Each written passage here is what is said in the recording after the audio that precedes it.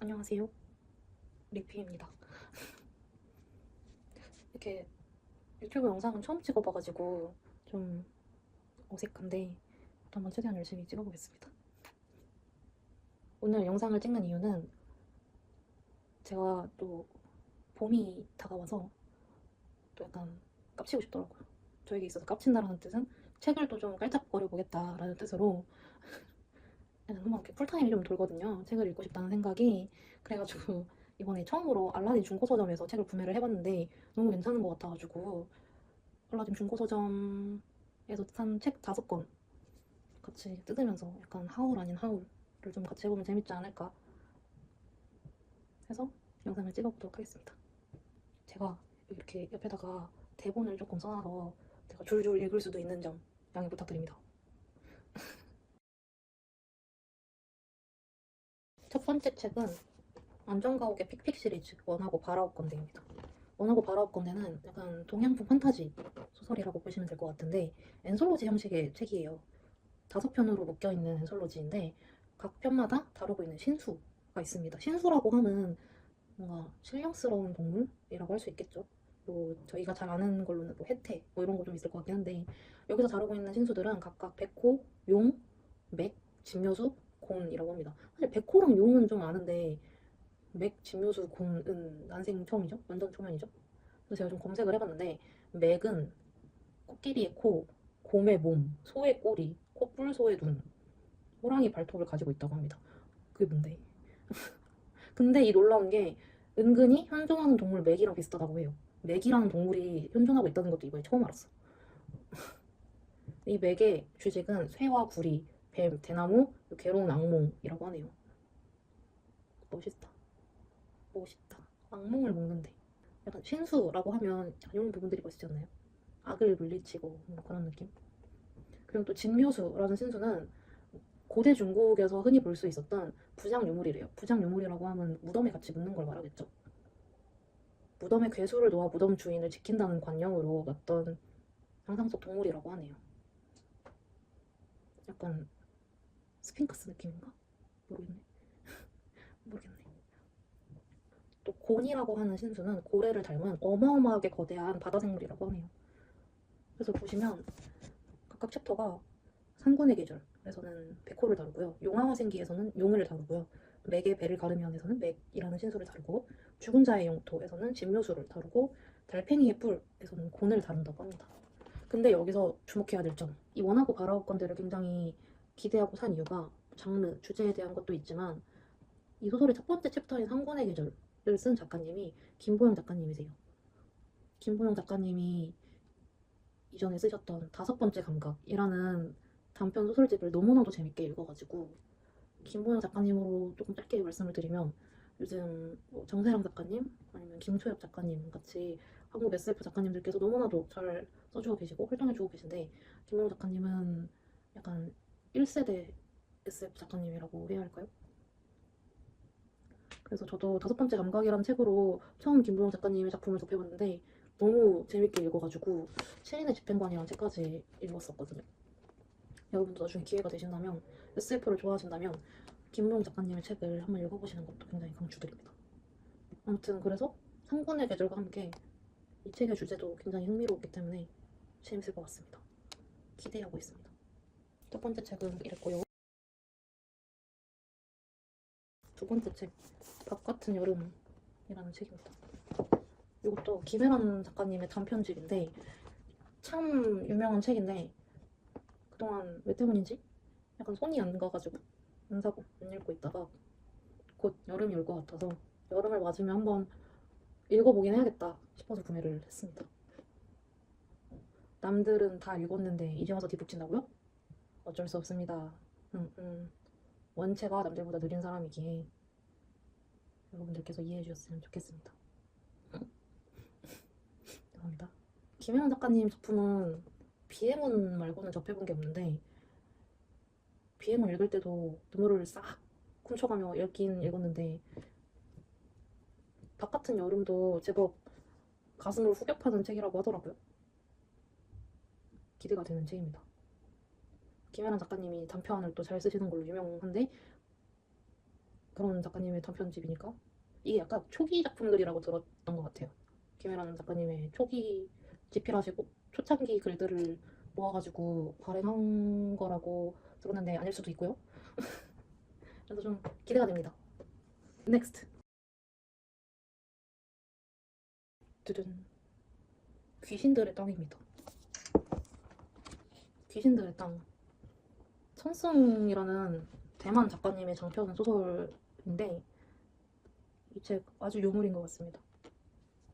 일단 책에 대해서 먼저 소개를 조금 잠깐 해드리자면 대만의 작은 동네 용징을 배경으로 칠남매를 이루고 있는 일가족의 이야기를 중심으로 전개가 되는 스토리인데 저는 이 책을 사실 미눔사 TV를 굉장히 좋아하고 굉장히 애청하고 있거든요. 근데 미눔사 TV 쇼츠에서 어떤 직원분께서 올해의 책으로 꼽으신 걸 봤는데 솔직하게 말하면 책 표지와 제목이 너무 마음에 들어서 저 책 한번 읽어봐야겠다. 왠지 내 스타일일 것 같아.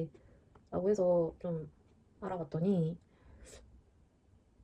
제가 예상했던 내용이랑 또 너무 다른 내용이더라고요. 저는 좀 책 표지도 그렇고 제목도 그렇고 좀 스산한 분위기여서 뭐 그런 내용인가 보다. 약간 좀 무서운 소설인가 싶었는데 무섭지는 않고 가슴이 절절해지는 소설이었던 걸로. 근데 오히려 좋아. 오히려 좋아. 더 재밌을 것 같아. 사실 이번에 산 책들 중에서 가장 읽고 싶었던 책이어서 오자마자 읽기 시작해가지고 이 초반 부분을 조금 읽었는데 예상은 했지만 어김없이 내용이 너무 가슴이 찢어지고 너무 눈물 나고 슬픈 내용인데 근데 좀 특이하다? 인상 깊다라고 느껴지는 부분이 내용은 되게 축축하고 습해요. 되게 슬픈 내용이라서 그런지 내용은 그런데 이 천승 작가님의 문체가 되게 서늘하고 담담하다고 느껴졌어요. 그래서 내용과 문체가 엄청 대비가 되다 보니까 극중 화자가 말하는 상황들이 더 극적으로 느껴졌어요. 슬픈 이야기가 더 슬프게 느껴지는 느낌? 화자가 너무 담담하다 보니까. 그래서 이런 부분이 되게 인상 깊었고 그리고 원래 이렇게 사람이 많이 나오는 게 맞나 했는데 네 맞다네요. 네, 네. 미는사에서 운영하는 블로그에 가면 인물관계도 올려주셨다 그래가지고 그거 출근해서 사무실에서 뽑아가지고 책 앞에 붙여서 읽으려고요. 그래서 인물관계도 보면서 좀 읽어야 될 것 같고 앞에 조금 읽었는데도 내용이 좀 인상적이어서 두께가 아주 얇은 책은 아닌데 두께에 비해 금방 읽을 것 같아요. 재밌습니다. 추천합니다.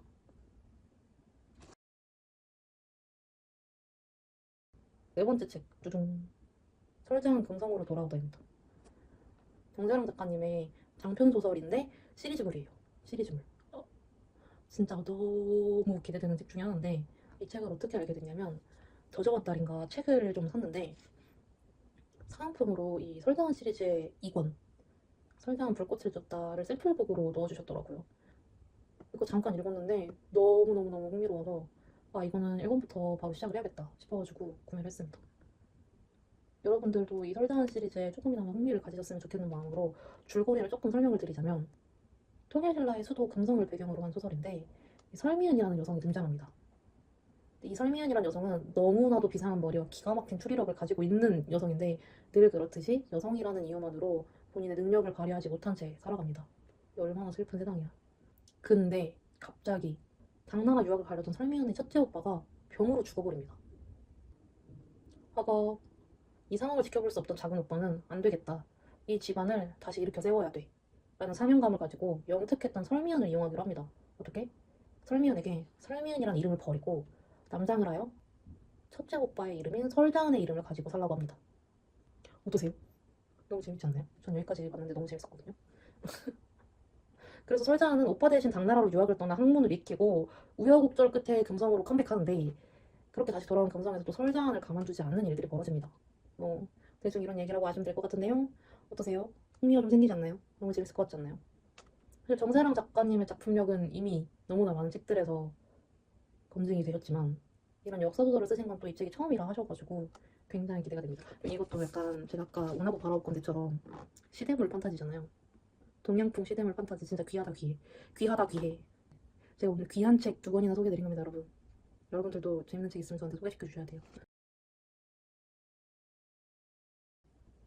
그리하여 마지막 책. 두둥. 과제가 노래하는 곳입니다. 델리아 오원스 작가님의 장편 소설입니다. 사실 너무 유명한 책이어서 소개하는 것도 좀 머쓱하기는 한데 저는 초면인 책이니까요. 저는 사실 진짜 이번에 처음 알게 됐는데 이게 되게 유명한 책이라고 하더라고요. 영화도 나오고 또 가세가 노래하는 것 또한 굉장히 가슴을 후벼파는 절절한 책이라고 들었습니다. 진짜 강추하시는 분들 너무 많이 봤고 뭐 성장, 생태, 로맨스, 법정 미스터리가 한 권에 들어있다는데 작품성까지 기가 막힌다? 이거 안 읽어볼 수가 없겠죠. 이 책을 저와 같이 모르시는 분들을 위해 잠깐 소개드리자면 카야만의 7살 소녀의 이야기로 시작이 되는데 7살에 엄마와 형제 자매가 모두 집을 떠나버리고 술주정뱅이의 폭력적이었던 아빠까지 어느 날 사라지며 습지에서 홀로 성장하게 되는 카야의 이야기라고 하네요.